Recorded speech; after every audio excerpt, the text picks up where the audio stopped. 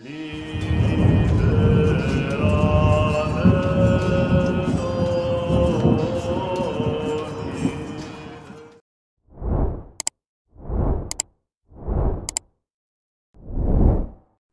13 janvier, vie de Saint-Hilaire de Poitiers, évêque selon la légende dorée.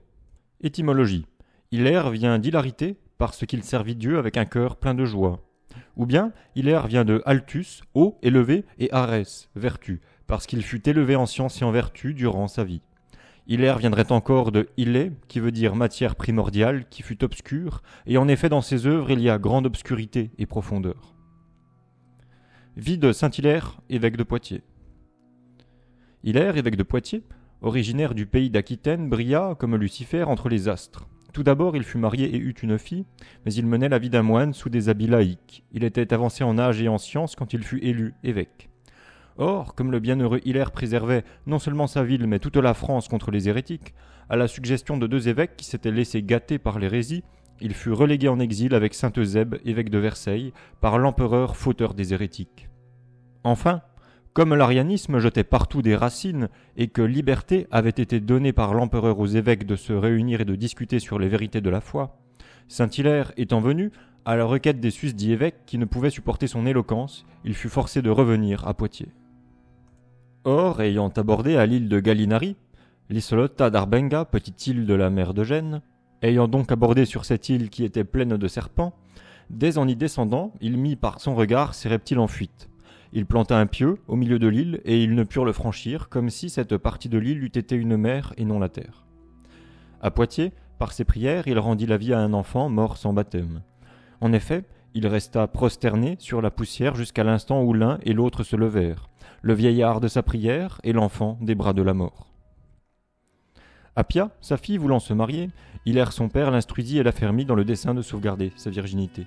Au moment où il la vit bien résolue, craignant qu'elle ne variât dans sa conduite, il pria le Seigneur avec grande instance de la retirer à lui de la vie de ce monde. Et il en fut ainsi, car, peu de jours après, elle trépassa dans le Seigneur.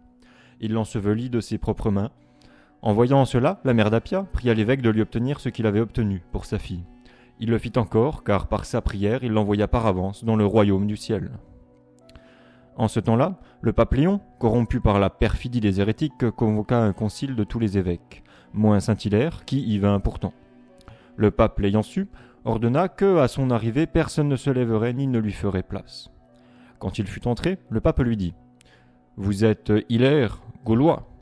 « Je ne suis pas Gaulois, répondit Hilaire, mais de la Gaule, c'est-à-dire je ne suis pas né dans la Gaule, mais je suis évêque dans la Gaule. » Le pape reprit « Eh bien, si vous êtes Hilaire de la Gaule, je suis, moi, Léon le juge et l'apostolique du siège de Rome. » Hilaire dit « Quand bien même vous seriez Léon, vous n'êtes pas le lion de la tribu de Juda, et si vous siégez en qualité de juge, ce n'est pas sur le siège de la majesté. » Alors le pape se leva plein d'indignation en disant « Attendez un instant, je vais rentrer, je vous dirai ce que vous méritez. » Hilaire reprit « Si vous ne rentrez pas, qui me répondra à votre place ?» Le pape dit « Je vais rentrer aussitôt et j'humilierai ton orgueil. » Puis, étant allé où les besoins de la nature l'appelaient, il fut attaqué de la dysenterie, et il mourut misérablement en rejetant tous ses intestins.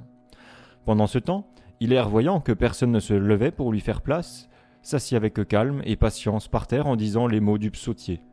Le psaume 24 ou 23 selon l'édition non Vulgate. Domini est terra, la terre est au Seigneur.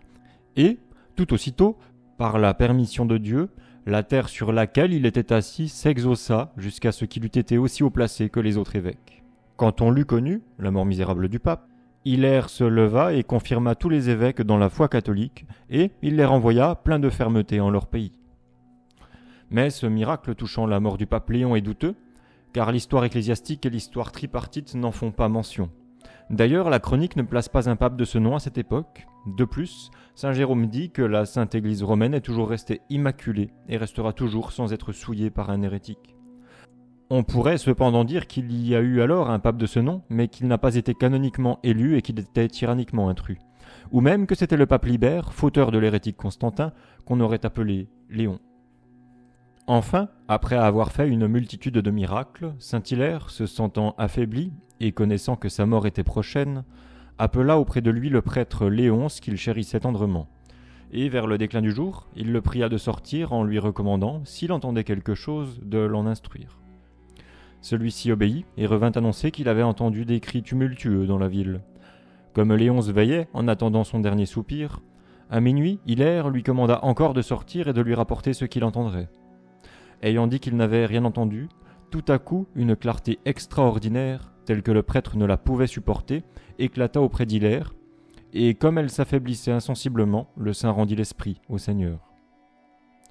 Il fleurit vers l'an 360 sous Constantin.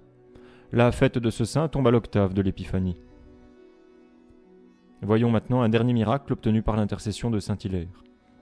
Deux marchands possédaient en commun une certaine quantité de cire.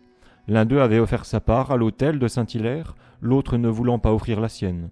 Aussitôt, la cire se partagea. Une moitié resta au saint et l'autre revint à celui qui l'avait refusée. Soyez bénis et que Dieu vous garde.